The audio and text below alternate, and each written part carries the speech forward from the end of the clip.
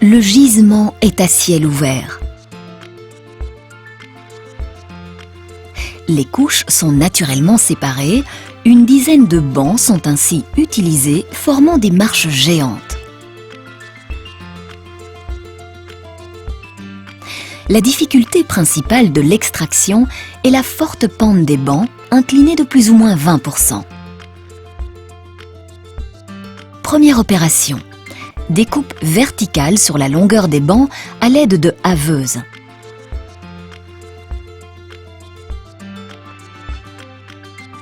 Le bras de coupe de ces tronçonneuses de pierre peut atteindre 8 mètres de longueur.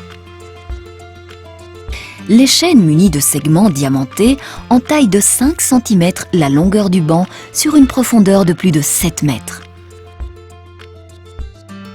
Deuxième opération. Une perceuse fore un trou parallèle à la surface du banc. Grâce à ce trou, on peut introduire un fil diamanté jusqu'à la coupe de la haveuse.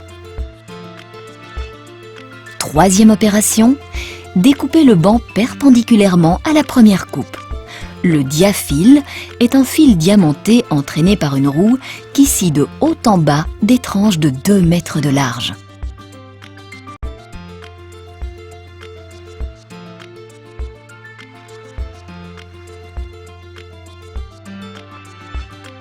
Les blocs appelés boules sont poussés.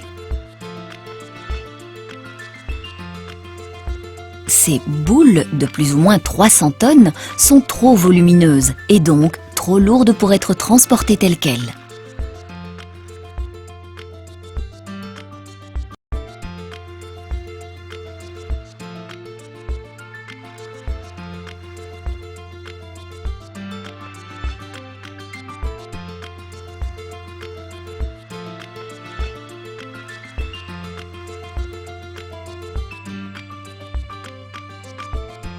Des équipes de rocteurs, munis d'écarteurs hydrauliques, utilisent les joints de sédimentation et divisent les blocs. Les blocs divisés pèsent encore 40 tonnes.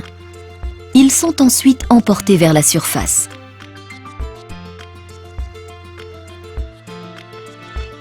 Mais à ce stade, 50% de cette matière qui ne convient pas aux critères de qualité des carrières du Hainaut sont rejetées.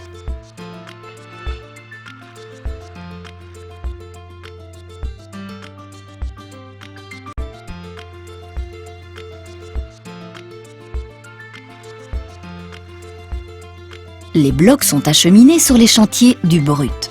Ils sont à nouveau sélectionnés. D'un côté, les blocs de forme moins régulière ou les plus petits. De l'autre, ceux qui conviennent aux scieries. Les blocs sélectionnés sont transportés par les ponts roulants.